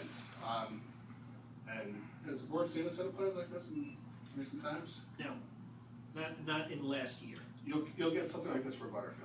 We're already talking with their engineers, and they're preparing, as they move forward, they're going to be preparing something like this. This is what a set of plans will really look like. You'll get your cover sheet. It'll list all the supplemental sheets that are on here. This one is pretty detailed. Town of Colony asks for a lot of information, because they have sewer districts, they have water districts, they have lighting districts, they have fire districts, they have every district. But on this, you'll see, and this is what's in these set of plans. There's the title sheet, there's the notes, the legends page. There's existing conditions. They have 3 pages of existing conditions for this one site, just to kind of show it. A demolition plan. There's some structures on the site that have to come down. We'll probably see that as well in the broader field. Layout and materials, easements. Show us existing easements and proposed easements. Grading and drainage plan. Storm structures, stormwater structures. We have a whole separate sheet for that. Utilities plan. That's usually electrical, cable, fiber optics, gas. Plan and profile, this is how they're going to be laying out. They're under subterranean piping, structures. We're gonna see cross sections and all that stuff. Landscaping plan. Not sure what that ENS is. Lighting plan, site details, in other words, show us what the benches are gonna look like, show us what the manholes are gonna look like, show us what your catch basins are gonna look like, all that stuff is on here. Utilities, stormwater details, sanitary sewer lines, we wanna see how they're gonna connect with the system. All those details usually come in a plan set. Now, is this Just out of curiosity, are we looking at this? This is the site. That's it, okay. Yeah, Creighton men did a nice job at kind of laying out, perspective for the board. Yeah. County's planning board is very sharp. It's a 7-member board. They see these things all the time, so they're used to the certain level of detail. But this would be the site. This is a context map. We call it project location map. But just to give you a sense. So we'll just walk through this quickly so you can see what they look like. And so you can see what the level of detail is. One thing I wanted to show you, you've already seen this before, but on the cover page, approval box, this is usually blank. It's always blank until the very end. But you can see here, they got site plan approval on July 9th. Chairman signed it. Albany County Health Department stamped it. When the plan is finally approved. Notes page, they talk about notes for everything. General notes. Underground utilities are shown based on evidence located. This is kind of the context page. The lawyers love this page because it gives a sense of, what's appropriate and what's not. Work zone, traffic control notes, maintenance, jurisdictional notes, utility notes, and they're all on there. And if you read the plans, you can really look at the bottom right corner and tell you what page it is for reference. Existing conditions, here's the site as it sits right now. Just to show you, you typically look at the larger dashed line. This connotates the site itself, so it's basically this whole site here. Vacant site, there's a couple buildings. Route 9 is Loudonville. I don't know if you've ever been up in the Latham area, Loudonville area. Sienna College is just down from the site. It's an old, open, vacant site. You can see the existing homes along one side. Here's another road. This is a great detail sheet because it not only shows the site, but it gives you a little context of what's around. And this is what we look for, this kind of a sheet. We don't want to see the site in a vacuum. Don't show us this and nothing else. So we'll see something like this with our film, I'm sure. And again, more notes, reference notes.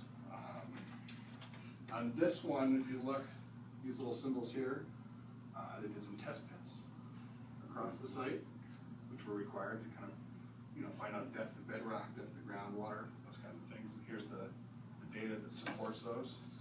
Each one of these is an easement, or? This is an easement, yes. We'll see that on the next one.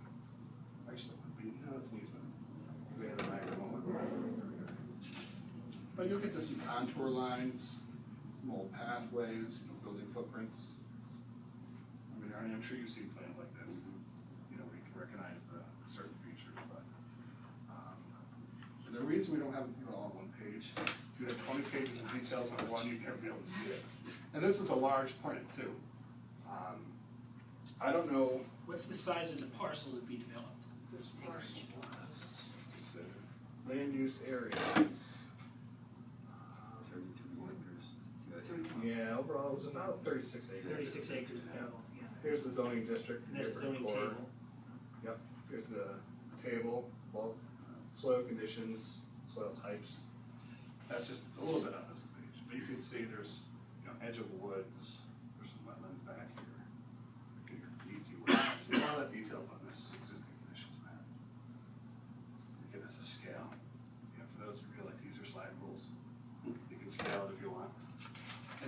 our set of prints, which is nice. You really see the detail. Existing conditions, site 2 again, this is kind of a blow up of this existing one. If you look, the scale's double here. And here's the match line, so they took this half and this half, and just put it on separate sheets. And again, you can see the level of detail better. You can really see the contour lines here, which was great. You can see the tree lines, which they've included. You can really see the parcel lines. This is a sewer easement. They have it labeled here now. So you can really kind of see the detail. Existing homes. They didn't pick up all the structures on their survey, but they did a pretty good job. And oftentimes too, town planning also requires a digital ortho photo, which is basically like a Google Earth, a photo of the site. And they'll superimpose the property lines on it, the parcel lines. And that's all available information now. Years ago, you couldn't find it. So again, the other match line, showing the front of the parcel, Route 9. And again, we haven't seen anything proposed yet. This is just existing conditions. So this is their demolition plan, limits of disturbance when they're going to be removing sites or clearing or grading. This building's coming down. You can see, very symbols showing what's going to be coming apart, what's going to be regraded, how they're going to stabilize areas. The notes up here talk about their demolition plan, their work plan, all stuff, provided. And usually this comes in narrative form too. We usually get a pretty thick document about the overall plan. Yes. Yeah. So again, but visually, this is what it looks like. Here's their site layout. This is really what they're proposing. It looks busy, because it is. This is a busy site. What they're proposing here is, again, Route 9's up front. They have a boulevard with a small traffic circle coming in, access into the middle of the site. In the back, you see here, these are condos back here, interspersed all across the site. I think they have like 60. That's for parking. 95 units, Yeah, and residential. 95 units of res. We've got some other ones. That's a parking team. Yep. This is a new building here, which has parking underneath, commercial on the first floor, residential on the third floor. Another building here, you can see the footprint. Another new building here, and another new commercial building here. And this is all parking, it's kind of laid out in between. A lot of detail on this, but again, it gives you a general sense of really what they're proposing. So it's a mixed-use development. So it's a pretty intense development. You have 70,000 square feet of commercial space. Yeah. And for a town county, this is a small project, believe it or not. But there's utilities, you can't really see it on this page because there's a lot of detail, but there's utilities running up Route 9. Just out of curiosity, there's only one egress in and out of the site? Yeah, they have the main boulevard here going out onto Route 9, which is a major road. Because on the first plan, it showed on the overlay reserved for a future road. Yeah, they had an interconnect. It's over, an off the interconnect, back. yeah. And they also had a potential interconnect here. This is an old amusement park, and this is going to eventually develop into something else. So what they'll do is their long-range plans show a connector road going through. There's also some commercial uses up here, where they have some shared parking. This is all new shared parking. Is So that this interconnects. emergency access anyplace else on the site? The boulevard is big enough for, I guess, basically almost 3-lane road, 4-lane road. So again, it gives you a sense of some of the detail that we'll see when we start looking at the bill. Easements, this was a complicated project for easements because all the condo units are their own separate buildings, separate owners. These buildings are all separate owners. The easements are the Sigma nightmare. We're not gonna see that with your project. But again, it just shows where those easements are. And there's written descriptions that go with each one of these easements that you'll see, if they're required.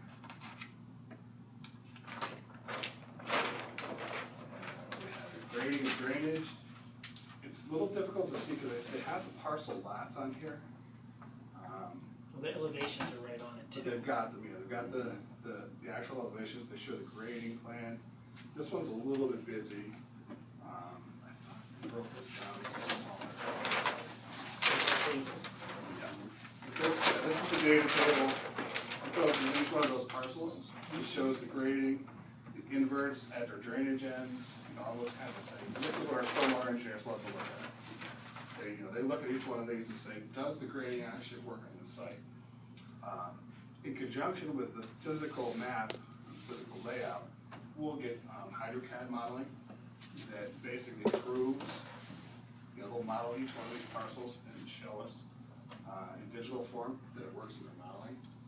And again, the HydroCAD gurus love to stare at those electronic models for hours and hours.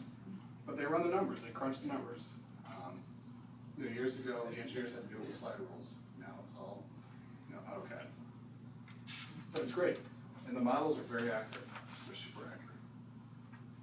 So Well, how much data, they actually, the historical data is pretty, they'll go out and survey it, yeah. yeah. They'll physically survey the site again and run those models. And then you'll see how they're gonna regrade the site. Stormwater detention pond down here. They were using some permeable pavement here to infiltrate the drainage down through. We'll see some of those practices in a minute, but just to give you a sense. And this is just a, tabular representation of the data. All this information was crunched through our HydroCAD models. But again, they, town of Pelham requires that they have it on the plan sheet. Yeah. So if anybody ever has a question, or if the builder, don't forget, the builder's usually separate from the developer. The builder needs to have a complete set of plans they can follow that says, well, tell me what I need to build, and how do I need to build it, and how high, and, all those elevations. So that's really why these plans are so detailed. Utilities, again, it's a little tough to see, but stormwater, you have stormwater lines on here. You'll see sewer lines, ST storm, yeah, water, PVC water, gas comes into the site. But usually, 9 times out of 10, utilities all run up and down. They have a restaurant? Yeah, yeah. Yep, yep. Yeah, you'll see things like grease traps. This is an underwater catchment system. Yep. And here is another restaurant and or retail. Well, that's the frontage on Nines. Yeah. Yep. And then you can see the overlay for the parking and then the grease trap. And everything, the main sewer line, there's the gas line in the middle of the road. Sewer line must be the easement. Yeah, or it might come in from the back. I mean, you can look at it. Stormwater, we're proposing to discharge out. Yep. There it is. Yeah, here's sewer coming in the back. So basically, everything flows this way. Sanitary laterals to the homes. All this level of detail, and all this stuff, again, is described in the engineer's report. The one I passed around was our final report. Their initial one was about this thick. And again, technical engineers, they look through all that data. And say, yeah, do your inverts match what's out there? Where we have connection points, they have details showing how they're gonna connect into the mains. The applicants, one of the questions that we kicked around here was, how are those mains? What are the conditions of those mains? We'll have to do that analysis for us. And this is where we count on your engineers to give us good feedback. Yeah, and this is, when you ask for the level of detail, the engineers might squawk a little bit. This is the other side, I'm not sure what I need on this side. Again, we're looking at road profiles here. Here's the road segment. Here's the same road segment in profile, showing the depth of the road, the depth of the subbase, where the water mains are. This is an 8-inch water main that runs under the road. And all that fun stuff. Your sewer drops. This one drops in pretty far. 10 feet, 12 feet. Wow, yeah. Yeah, the sewer mains out here wouldn't be common to deep. Yeah. But again, we want to see all that detail.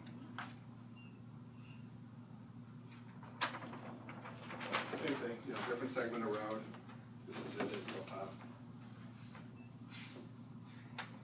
And, we're not gonna see quite this level of information for your project, because it's just not that big. But, you know, we're requested that they provide this kind of stuff. This is the kind of thing that, Butterfield's engineers are well aware of, so. You said we're gonna request, has it been requested? As soon as when they get ready to submit their application, their full application, we've already talked to them about, having some meetings with our engineering folks.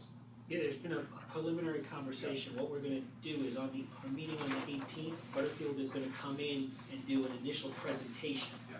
And then basically their engineering staff and our engineering, B&L, our planning consultants, will then spend the next 6 to 8 weeks, you know, fine tuning. That's what, the next question is Yeah. about timetable. And we'll go into that. But you can see here, here's the sewer lateral main, and the catch basins from the surface, and this is probably just one segment that they're looking at. These are That's a profile. manhole drops, you know, it's 15, 20 feet to get from surface down. The mains are deep. Because most of county doesn't like pump stations for their sewer system. So everything's gravity. So you gotta go deep in some spots. Yeah. And again, the parking lot, how the parking lot profile lays out. So landscaping plan, again, the final version, you know, had it segmented out, but again, you can see where Here's they're the placing table. trees. Yeah. Each one of these trees obviously has a symbol, they're certain species. Here's the table that matches that. Planning board county loves their landscaping, they always require a lot, so it's kind of reflected here. Scientific name and Mhm. common name. The other thing I didn't bring for you is they have architectural renderings of all the buildings. And these buildings are really cool, they're kind of modeled after Colonial Williamsburg. And even the main large buildings have some pretty interesting architectural features, so. They're not in the historic district here, but. See, that's what I would caution everyone here. Don't get too enamored as to what the initial presentation of the building will look like, because that's not within our purview. Yeah, the HDRB will have. some Careful fun. about that. So, but again, landscaping, just to get a sense. Sediment and erosion control plan, this is, you know, how they're dealing with their stormwater. You've got a large facility here, which is a catch basin. These fuzzy areas show permeable pavement that actually can absorb runoff. Terrific. There's great new technology with permeable pavement. Is it getting to be It's getting very financially good. feasible? Yes, very Yeah, much so. absolutely. That's what I anticipated. Yep, another surface catch basin here. And again, this is all talked about in that SWIP. Each one of these facilities is identified, is described, you know, how the water is getting into it. You know, again, you can see the storm systems, how things are flowing, the profiles in the roads. You know, we want to see where that water's going. You know, show us where it's going. It shows how you're going to treat it and deal with it. DEC doesn't allow any stormwater off sites now, so you've got to manage it all on site.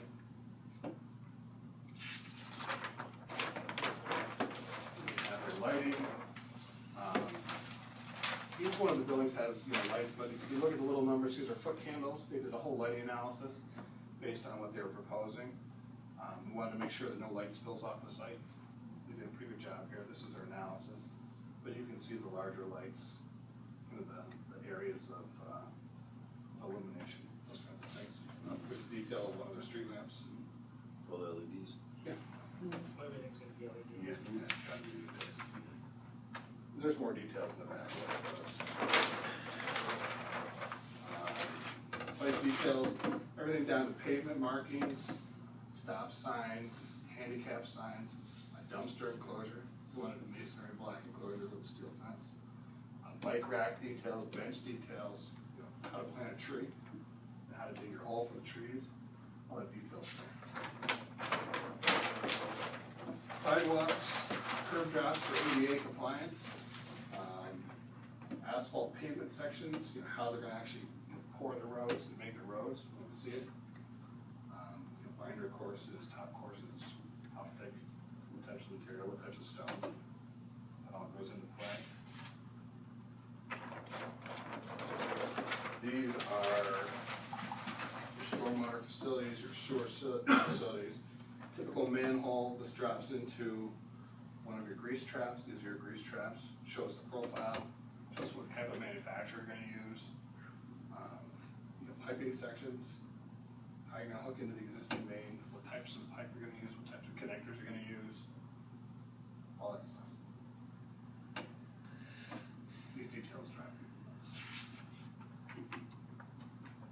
Do you remember Yeah. those days where You you need had, those. they used to do the cut sheets and everything would be pasted on? Yeah, yeah, you can stick them on the page. Now it's all Some of those electronic. details could get quite When you're looking later crucial. on, Yeah. later Well, they on, do. you need all that stuff. Yeah, because, some engineers will undersize things to save a little money, or they'll oversize things to be, conservative. And sometimes the sites don't need to be over-engineered, or, they're under-engineered, you need to look at that. What we talked about earlier on, imagine 6 years from now, going down into the basement and pulling these Pulling it plans out. because you need to check something. Yeah. So you wanna make sure it's all there, Yeah. because we won't be. Yeah, this is part of their underground storage and filtration system. These are underground pipes, large diameter pipes. That'll store rainwater, like for a 100-year event. They'll store it underneath the parking lots, and then they have diaphragms that release it slowly. So, all those types of facilities, this is what they were using for various things. But then, here's their stormwater catchment basin, how they're gonna landscape it, how they're gonna have, facilities to slowly release, any events. And, we always plan for the 100-year and 500-year event. Colony even provides developers with their own rainfall calculations, because they don't trust New York State's calculations. They say, well, Colony is a little different, we're kind of in a basin here, we get more rain, plan for this. What do we have here? Manhole sections, sanitary sewer connectors. This is inside some of the sewer lines. Just the types of connectors you're gonna be using, all that details here. Some of this stuff doesn't make sense to me. So, right down to have a specification for the manhole cover. I don't think the village does, but, we'll go with the standard, but, that's the level of detail they've got. Safety vents. Yeah, I mean, oh, yeah. Trench sanitary system, again, the connectors into mains, we want to see what they're gonna be doing. Show us what you're gonna be doing. Pipe sizes, types of bends, how thick the material is, who the manufacturer is, and all that kind of stuff. So, this is the kind of thing, it's our expectation that we're gonna be getting. I think your code has a little flexibility, but, given the complexity of the project, we're gonna wanna see some pretty detailed stuff. Well, it's also historically, this level of detail is terrific. But again, in my experience working in smaller communities and whatever, I've always found it a good practice over the years is to actually put the signed notes right on the plan. Yes, yep. Right, that way there's no confusion, there's no Exactly. misunderstanding, and Exactly. it's memorialized as part of the record. Exactly, we recommend that for everybody. Keep with the as-bills. Yeah. Now, this I wanna hand out, this is just for a little homework, and this is just for reference. This was our initial review letter, technical review letter, when the application for this first came in. It's about 10 pages long. Don't look at the comments now, but when you have, some time over the next week or so, just kind of filter through and get a sense for what we looked at and what we reviewed, and the comments we made on our first submission. That's kind of the level of review that, we expect to see for this as well. When these plans come in, we go, you can keep it extra. We go through with a fine-tooth comb. And these comments are based off of, the code, what the county requires, but also, what is good management, or good engineering practice.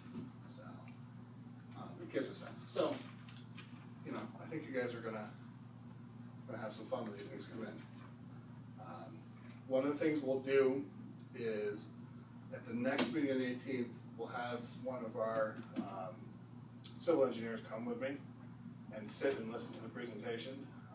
We won't have any comments, obviously, because we really haven't seen anything, but, because they haven't submitted anything for me yet, but just to kind of listen and get a sense, so that we can start getting our technical staff involved, in really what's gonna be coming down the pipe. So what takes place in the meeting of the 18th? The 18th will be what we're gonna call a sketch plan review. Sketch plan review is where the applicant comes in, lays out their plan and says, here's, what I'm proposing to do. And it's not gonna be that much different from what we've seen. Their concept plan is their plan. They just haven't provided us engineering level drawings. Will they provide the orientation in accordance with the building? We haven't received those yet. I don't know if we'll come at that meeting. The sketch plan meeting is more just an introductory, typical meeting where they lay the project out in front of the board, and they'll talk about a couple issues. We'll get some feedback from you guys on some things, and the project's already pretty well. The problem is, though, is that the new law requires puts certain requirements on the planning board on orientation and building location. Yep. But you can't do that with this sketch here. Not with that, No. no. So when do we get the information? I mean, certainly we're not gonna wait until the project is done and then say these No, are the no. locations. When they come in with their formal application, what's gonna happen on the 18th is they're gonna do a sketch review, they're gonna lay out their concept plan and say, here's our concept plan, in concept, this is what we wanna do. You guys are okay with it, you know, we might, and I think they may have a couple little ideas of things they might wanna ask you guys about, you know, moving a garage door or something like this. But then, after that, they're gonna go away and they're gonna sit with their engineers for probably a month or two and design the project. Then they're gonna come back with Their the version type of of this. information, yeah, their version of this, with that kind of information that we need to see, building orientation and all that. And that's where we really start to look at it and say, you know, you guys have that say of, well, you know, show us physically where that building's oriented, give us the meets and the bounds, give us, you know, all that technical information, and then you guys can decide, you know, if you like it, if you don't, if you wanna change things. That's really where we start to roll up our sleeves with it. Would you also, again, developers being developers or whatever, would you, on the 18th, I'm a big believer in visual aids, right? I think it would be most helpful if you brought this, Oh, I certainly will. okay? So, now that we know that this is available, and this represents the current state of the art, right? This is the level of work we're gonna wanna see. Yeah, and we'll have that, I already had that initial conversation with their engineer. Right. I Who's said- their engineer, by the way? It's, Matt, I was talking with Matt, he gave me the name, I can't remember, I Okay. have it written down back at the office. Okay. And they have, I think they have, somebody else are gonna be looking for an architect, I don't know if they've actually chosen Well, an architect. You yet. can, we can do this on the 18th, but you might Yeah. wanna, so there's no surprises or whatever. We want a complete list of contact information in terms of who their contractors, subcontractors are and whatever. We wanna They should have that by then, I would assume they would. tell them to be prepared to disclose it. We'll make sure they have it. Yeah. That's my sense, is we'll know on the 18th. And then the design, it's gonna take them a little while to design this, they're not that far along. So we'll have the orientation and the building locations on the 18th? I don't think we'll have it yet, I think we'll have it on their first submission, which is gonna come probably a month later.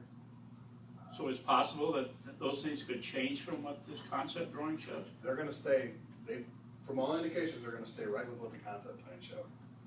But they're gonna show us on a map where those physical locations are.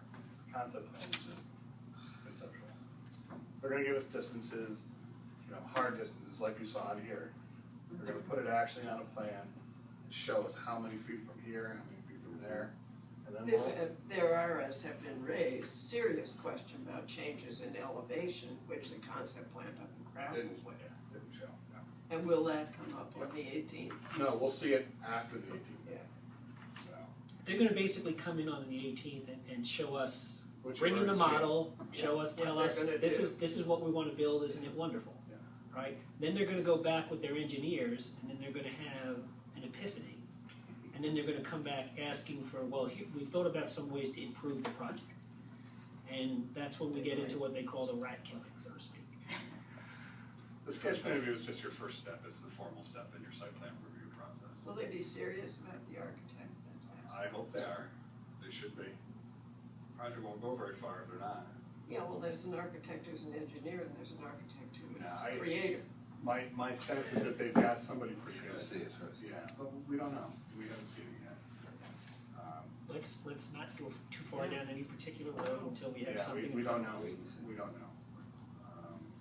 But we've also, you know, told them that we're certainly, you know, always available, if they have any questions, and we do this with all the applications we work on, is that, you know, provided that the board is well aware of our meetings and those kinds of things, we meet with them if they have technical questions to help shepherd them through, because really we're your, you know, we're your technical mouthpiece, if you will.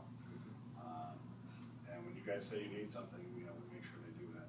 We're perfectly willing to sit with them and say, this is what the board's, you know, expectations are. If it's the consensus of the board, the expectation, I hope we would follow a similar process that we did in the environmental review. Whereas if there's a question or an issue, that our technical consultants have to be satisfied first before it's brought to us. I don't want them coming here trying to close a sale, so to speak, and our technical people saying, well, gee, we can't opine on that because we're seeing it for the first time. So I think everything has to be reviewed and vetted, and the correspondence. I agree with the technical end of things. You know, their stormwater engineer might want to argue that, you know, catchment basin A, you know, according to their calculations, is fine and it's sized correctly. They may want to argue with you guys about it. But the point is, I agree with Barney, you know, let us have that first technical crack at it and say, well, yeah, okay, we agree with you. Make your argument to the board, and, you know, we can substantiate your argument, or we can say, no, we disagree. You know, you didn't design that, you know, correctly, and here's the reasons why. You still get to deal with the issues, but the technical behind the scenes workings, you know, you don't care how deep they go on one contour off of one corner or something, as long as it works. Exactly. Yeah, so, you know, and that's, you know, that can happen sometimes with boards, is you get so embroiled in the details that you lose sight of the overall picture, and that's really where I think we can help out, is to keep that technical stuff, you know.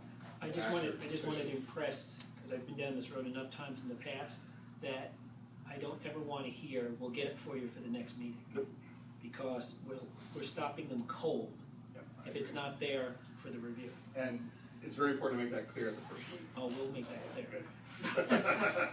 Because we can be your bulldog too. We can say, listen, you know, you didn't provide the level of detail that the board had asked for at the last meeting. We're not going to advise you on the agenda. We do that all the time. So. And it'll happen once, I guarantee it. Probably. And, you know, the other thing, well, we were going to talk a little bit about scheduling too. You know, some people want to know, well, how long is this process going to take?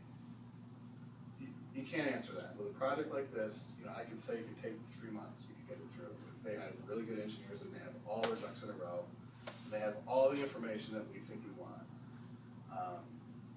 it can take years. We've dealt with developers who start a project, come in with a great set of plans, but they're missing pieces, then they stop and they go away for 6 months. You don't see them. Or they come back with, you know, 2 of the 10 things you asked for. And then they come back another month with another 2 and another 2. And so it's dependent really on the developer. We usually require, you know, 2 weeks from the day we get a submission to go through and analyze it. We can turn around a comment letter, you know, something similar to this. But it's dependent on the applicants. At what point would HDRB get into this? I would think they would have to know where the buildings are. Yeah, I think once we get a definitive set of plans that show locations, that shows you know, the facilities, and I think we're gonna get that on the first run. Yeah, once the engineering proves out, then I think they should go directly to the HDRB. I would say, yeah, probably once we're comfortable with, you know, the general layout issues, the building placements and those kinds of things, then I would say if they're advanced, if they have their architectural plans advanced that far, they may not. But if they do, I would say the sooner we can get it to the HDRB, the better, because they're going to want to look at this for a while. And as it's, I mean, we won't know until we see the plans, but as it's currently envisioned, it's not going to require any variances. I don't think so. I don't see how. I don't think so at this point. No. I mean, they could propose something. They could come in with a 10-story building. I doubt it. After what they heard the last time. Having been through. And they would be a violation of their seeker, you know, approval guidelines, but, so, again, it's all driven by the developer. A lot of developers will wait till they get through, you know, 2/3 of their site plan review issues, the technical, you know, land issues, and then they'll come in with architectural designs. Don't know. Just don't know. My presumption is that they're gonna wanna have everything moving along fairly smoothly and quickly. Now, where in the process would you advise in terms of, because we do have the demolition issue here? Yeah. Right? Is that, I mean, something that they should be tackling sooner? My preference would be sooner rather than later. I agree, and we'll certainly advise them that way. We require that they have a demolition plan. We haven't seen a formal demolition plan yet. My assumption is that's gonna be part of their application package. If it's not, we'll remind them. So theoretically, and we'll talk about staging too with them as you get into this process. The demolition, you know, occurrences will be, you know, definitely part of this approval. So. I have a question.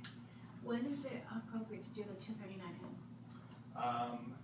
You can really do it at any point. Typically, we like to do it when you have what's called a complete set, a complete application.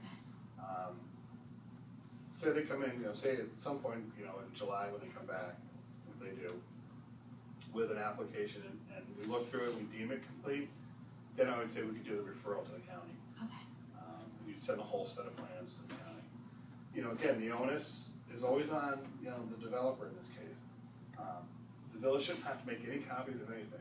When they come in with their plans, they're gonna ask us, how many sets of plans do you want? Something to think about. I don't know if every member of the board wants a whole set of plans. It makes sense. We want at least a dozen. I would say, yeah, it's something to think about though. We can talk about that. Because the other boards are gonna be involved, there's a file copy, We usually require 2 full sets, for our office for review. We can send it in multiple directions at the same time. And you also want it, I'm sure they'll be able to generate it electronically as well too. Yeah. I mean, for your review purposes, Yeah. more so than ours. Yeah, I would think also, if you're comfortable, you can always put that first application up online. It's public information. Oh, it's going up online. Good. It's coming in as a PDF and it's going right back out again. So full electronic submission. Trying to think what else typically we would have them do. Well, just look at your, your package. Yeah. And then just craft, after they do the initial sketch plan, Mm-hmm. send a memo, Yep. capture everything. Yep. All right, and then that way, there's no miscommunication and no misunderstanding. I agree. Yeah, we're pretty clear. We CC, obviously, the board, communications, and anybody else you want us. Any other questions from board members at this point? Wait and see. Well, now that you'll see a method to my madness, the next order of business we have a voucher from B&L. Okay, and I have been after B&L to submit a voucher, so this is the voucher that represents the work from December 23rd through March 25th, 3 months. It is in the amount of $14,461.98. It is itemized, I'll pass it around for anybody to look at, it is accurate. And the applicant, Butterfield Realty, has already deposited sums to cover it. All right, in keeping with our requirement that they have at least $5,000 in their escrow account at all times. Yeah, and the other thing, Barney and I mentioned that for some reason, that was 3 months worth, and we usually bill monthly. So I'll make sure that. I have a problem with that. I mean, how can you possibly remember something way back in the last year? I mean, I couldn't, in good conscience, just arbitrarily approve that. I mean, I can remember back what took place over a period of month, but Yeah. you carry billing like that, I think it's Yeah, wrong. no, That's why it'll be monthly. It's good, yeah. It I should don't be. know why that came as a lump sum like that. Some of the other ones were monthly. Yeah, it's just, I think your accounting may be setting up a new client or what, I mean, I don't know, I mean. I'll double check tomorrow, and I'll verify with you, but it's definitely. Because the Anna Giorgio is monthly, so Yep. it makes it a lot more. And Yeah. quite frankly, when we get to this level of detail, we're not gonna be meeting more than monthly in any case, Yeah, just because the right. turnaround time for the technical review is not gonna happen Right. in 2 weeks. Yeah, yeah. So we'll be back more than likely to a monthly schedule. Yeah, you're gonna wanna look at, well, provided the applicant comes up with their. Well, I'm assuming once we, Yeah, submission. So Chuck, clearly, this is the Butterfield project. The earlier part of this meeting was sort of a bonus for all of us to have some perspective. Yeah. No, you're right. And that's the hard part. If you haven't really tackled something like this, it can be very confusing and it can be a little overwhelming, to be perfectly honest.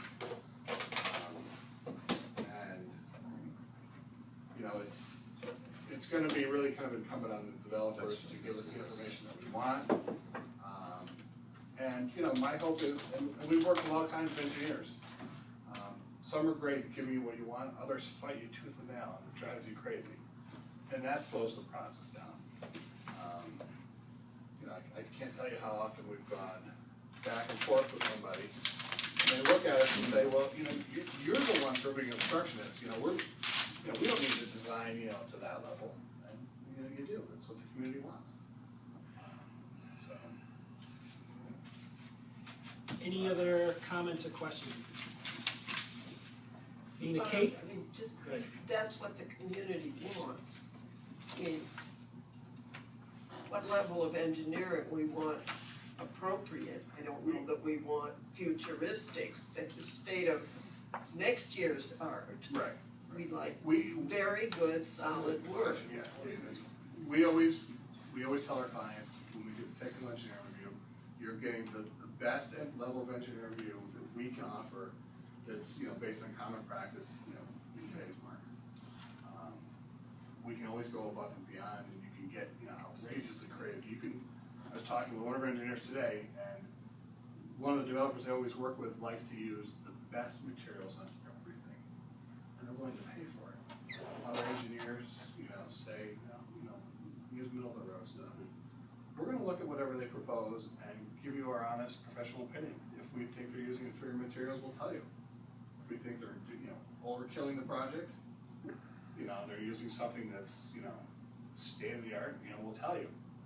If that's what they wanna use, that's what they wanna use. But we're not gonna allow them to kind of, go below a kind of, modern standard. So, it can't happen, because that just leads to problems. Not a good architect. Yeah, my fingers crossed. At this point, as is our practice, we will invite public comment on anything that was an agenda item this evening or anything that the board discussed this evening. So, I just wanted to let Chuck know, because it was before the firm came on, that the approval of the demolition, the certificate of appropriateness for demolition, had 3 conditions, and I'm afraid that I'm going blank on the third, but one was photographic and other documentation of the site before demolition. Okay. The retention of the Timmy Arch, which is an interior feature, to be reused. I can't hear you, could you speak up? Sorry, documentation, the three conditions were photographic and other documentation of the structure before it's demolished. Retention of the Timmy Arch, which is an interior feature, that's at the entrance to the 1941 wing. It's a memorial arch. And I'm going blank on the third one, but there are 3. It's memorialized in the the resolution. demolition permit is part of the secret review. It's, so. We'll make sure we look at that. So those 3 things. Okay. And then the other thing to check is whether that, because the permit wasn't issued, would it have expired? I'm not sure of that. That's a good question. Because it was December 2000. December 12th, 2012. 2012, December 9th, 2012. We'll check on that as well, yeah. I don't know, that's a good question. Okay. Any other comment? Can we have a motion to adjourn then? Second? Second. All right, it is 9 p.m., Linda? How about that, 2 hours? I knew what I wanted.